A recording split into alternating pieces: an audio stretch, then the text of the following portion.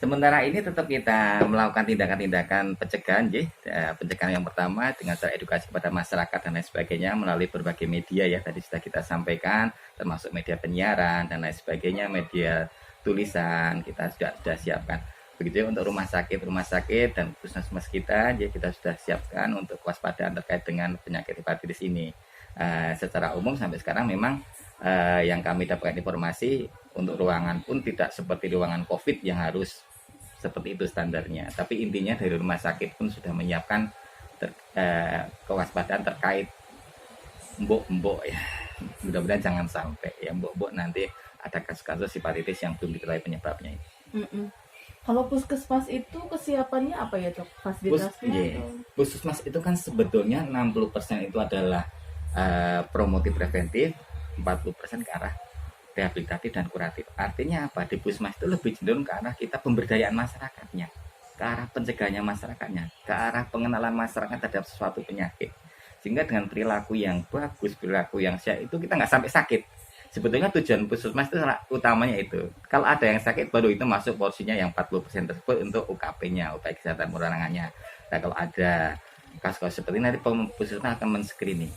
Dari screening puskesmas itu akan melihat kan tadi di paparan saya sampaikan bahwasanya gejala umum awalnya itu seperti penyakit diare biasa. Gejala awalnya seperti penyakit tifoid biasa. Gejala awalnya seperti penyakit pada saluran pencernaan biasanya. Nah, nanti dari tenaga kesehatan itu yang akan mempertajam. Ini nanti larinya kemana? Kalau tadi saya contohkan ternyata ada orang dengan keluhan anak dan keluhan anak 16 tahun atau 15 tahun dan keluhan gejala mual, muntah, diare, agak sumeng. Lah itu kan masuk kriteria awal hepatitis tadi ya.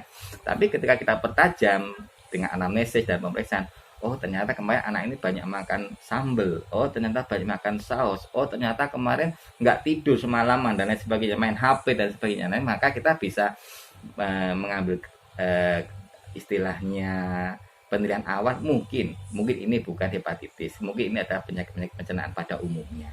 Ya itu jadi tugasnya nanti kok terjadi kemungkinan oh iya ini kok dari gejalanya kok lebih mengarah ke hepatitis, nanti puskesmas akan merujuk ke dokter spesialis yang ada di rumah sakit untuk dilakukan pemeriksaan lebih lanjut terkait dengan pemeriksaan laboratorium dan lain sebagainya. Karena sekali lagi untuk puskesmas belum mempunyai kemampuan terkait dengan pemeriksaan virus hepatitis yang pada umumnya. Sebetulnya puskesmas di Purbalingga itu sudah banyak berbenah, Pak. Sudah banyak berbenah, hanya saja memang di beberapa kasus misalnya banyak pasien BPJS lah biasanya yang paling sering loh ya kalau mau minta rujukan sulit dan lain sebagainya tapi dalam hal-hal kasus-kasus tertentu karena memang yang mengetahui ini perlu dirujuk apa tidak kan dokter yang menangani dokter. Saya yakin kalau kasus-kasus ini seperti yang menjurus ke yang tidak mampu dilakukan di puskesmas pasti akan langsung dirujuk. Jadi tapi sebaliknya memang kita sering mendengar minta rujukan ini sulit karena memang dokter tersebut beranggapan ini insya Allah masih mampu diselesaikan di tingkat puskesmas. Jadi itu kesalahan pahamannya dari situ. Padahal bukan soal sulit dan tidaknya merujuk, tapi dari kemampuan dokter tersebut menganggap bahwasanya ini penyakit-penyakit yang ini masih bisa diselesaikan di tingkat puskesmas. Jadi sekali lagi kalau itu harus dirujuk pasti teman-teman pusat akan langsung merujuknya. Jadi misalnya ini curiga gejala stroke ya seperti itu, nggak usah kita ngomong hepatitis ya, mulai kesemutan dan lain sebagainya dan tidak mampu pasti akan dirujuk, nggak akan diobati dulu nanti pulang dulu berobat 3 kali baru rujuk, enggak. Jadi teman-teman di puskesmas juga sudah paham betul mana yang harus langsung dirujuk dan mana harus ditangani. Jadi kita juga sangat berhati-hati. Jadi sekali lagi memang beberapa waktu yang lalu kan kita dengan hal seperti itu ya meminta rujukan sulit dan lain sebagainya, tapi lihat kasusnya kasus per kasus, bukan semua di generalis ya itu. Untuk pemeriksaan hepatitis ini kan kita membutuhkan peralatan laboratorium yang tidak sederhana Nah laboratorium yang tidak sederhana ini kemudian sesuai dengan namanya puskesmas itu penapisannya di penapisan awal. Sehingga peralatan-peralatan yang ada di puskesmas maupun yang ada di klinik itu klinik rawat jalan itu pun sangat terbatas. Yang tadi saya sampaikan kalau kita ngomong masalah hepatitis yang misterius ini, yang itu adalah penyakit di mana setelah diperiksa dengan gejala penyakit hepatitis pada umumnya ada kuning dan lain sebagainya, pipisnya seperti air teh, fesesnya putih, kemudian ada gejala-gejala awal seperti itu, kita kan cenderung mengatakan itu hepatitis. Tapi kita cek hepatitis A-nya negatif, hepatitis B-nya negatif, hepatitis C-nya negatif, hepatitis D-nya negatif, hepatitis E-nya negatif. Nah, yang jadi permasalahan tidak semua center pun bisa melakukan pemeriksaan virus hepatitis C, D, dan E. Kalau yang B dan A insya Allah di level Purbalingga sudah bisa. Tapi kan pemerintah tidak tinggal diam. Dalam ini Provinsi Jawa Tengah sudah membuat regional-regional sebagaimana kemarin pada waktu COVID kan tidak semua rumah sakit bisa meriksa COVID kan. Ada regionalisasi ya. Kita yang terdekat adalah di Margono. Jadi Margono mempunyai kemampuan untuk melakukan pemeriksaan hepatitis yang C, D, dan E. Nah, nanti kalau kita gejalanya hepatitis diperiksa A, B, C, D, E-nya kok negatif ya, kita masukkan kategori probable kemungkinan ada ke arah hepatitis yang masih belum diketahui penyebabnya. Gitu. Jadi sekali lagi kemampuan rumah sakit kita juga tidak hanya di Purbalingga, tapi di seluruh Indonesia pun untuk yang pemeriksaan virus hepatitis yang C, D, dan E itu belum semuanya mampu. Kalau yang B, insya Allah semuanya sudah mampu. Oh iya. Izin dok satu lagi. Ini hepatitis akut yang belum diketahui penyebabnya.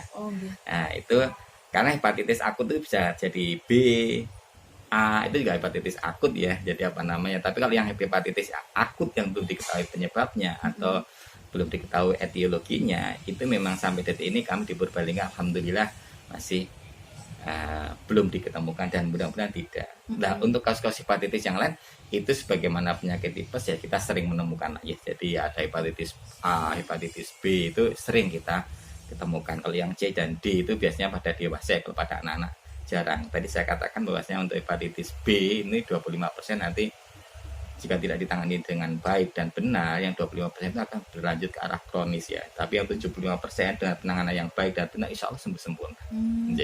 Tingkat kesembuhannya sampai berapa? Yang apa dulu? Yang hepatitis akutnya. Hepatitis akut yang non etiologi atau yang sudah yang sudah diketahui. Oh sebenarnya kalau dikelola dengan baik ya hepatitis itu tadi itu kesembuhannya itu cukup tinggi ya, cukup tinggi.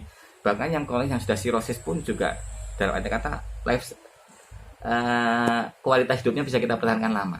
Ya kalau dulu kan kalau sudah sampai kerusakan hati fatal tuh umurnya nggak panjang ya. Tapi sekarang dengan kondisi kemajuan teknologi dan lain sebagainya, seorang dengan benda sirosis hepatitis pun dia masih bisa mempunyai umur yang panjang. Berapa persen itu dok? Kalau secara persentase saya kurang begitu nggak bisa declare karena apa namanya masing-masing center kan juga. Memang kalau Indonesia belum ada data yang pasti. Kalau yang pasti sembuh sempurna sekian persen gitu itu belum kasusnya belum. Saya belum mempunyai data terkait itu. Tapi ininya bisa disembuhkan ya, yang akut itu ya? Ya akut. Semua penyakit insya Allah bisa disembuhkan ya. Insya Allah bisa disembuhkan dan sekali lagi yang penyakit yang A, B, terutama yang A itu hampir semuanya sembuh sempurna ya. Kalau yang B tadi saya katakan ya. Jadi istilahnya yang C dan D itu kan semakin ke arah kronis ya. Itu semakin memerlukan pemeriksaan yang lebih atau penanganan yang lebih baik lagi, lebih intens lah. Yeah.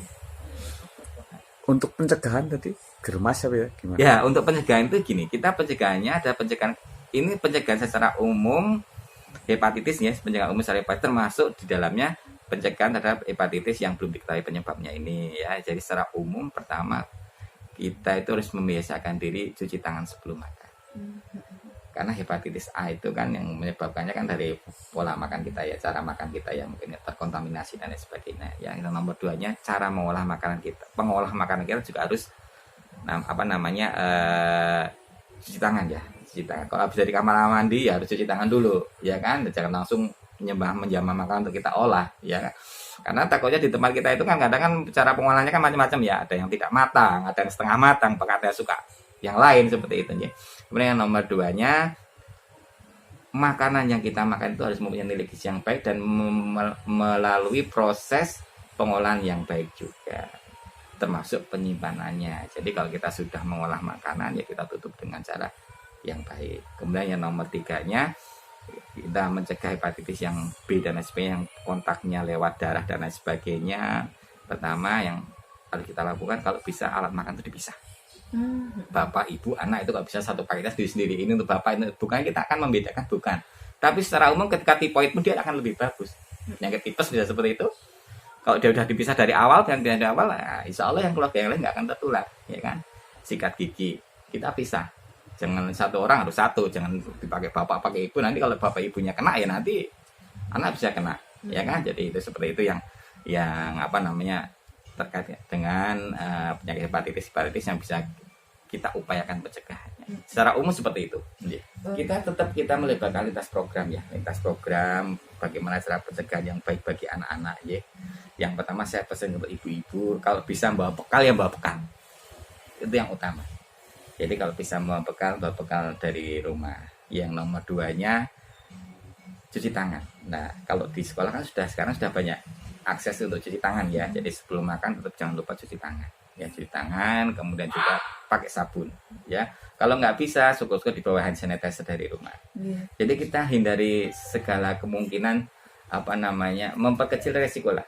Kalau terpaksa harus jajan, kasih wejangan ke anak-anak, cari makanan yang tertutup, ya, cari yang makanan-makanan yang bersih, kantin yang bersih dan lain sebagainya. Jadi bukan sembarangan yang nantinya ada dihinggapi lalat, kena debu, cara cuci piringnya nggak bener kan. Kalau cuci yang piring bener kan kayak cuci tangan ya, di air yang mengalir ya. Sebaiknya jangan 1 ekor buat 100 piring ya. Nanti ya risiko penularannya lebih tinggi. Itu kewaspadaan yang perlu kita sampaikan ke orang tua. Jadi sekali lagi membawa bekal dari rumah itu jauh lebih baik. Baik itu makanan maupun minuman itu jauh lebih baik ya. Karena sekarang walaupun kita masih masa transisi endemi ya, belum endemi kan, baru masih pandemi, baru transisi ke arah endemi, tetap protokol kesehatan diperhatikan. Sekali lagi kemarin Bapak Jokowi mengatakan itu boleh tidak pakai masker kan di luar ruangan, tidak di dalam kerumunan. Bukan seorang yang mempunyai komorbid. Ada batasan-batasan yang bukan berarti semuanya langsung buka-bukaan kan. Nah, kalau di sekolahan kan cenderungannya dalam ruangan, dan ketika di ruangan kan mereka senangnya berkumpul ya, berkumpul. Jadi saya pikir kalau saya pribadi selama belum declare ada endemi, ini kan masih transisi ya, lebih baik kita tetap prokes. Kalau memang pulang sendiri, nggak ada apa-apa, nggak naik angkot, ada sebagainya, ya mau buka masker ya monggo. Karena dengan catatan kan tidak ada kerumunan di situ, jarak dengan yang lain cukup terjaga dan lain sebagainya. Ya, itu untuk yang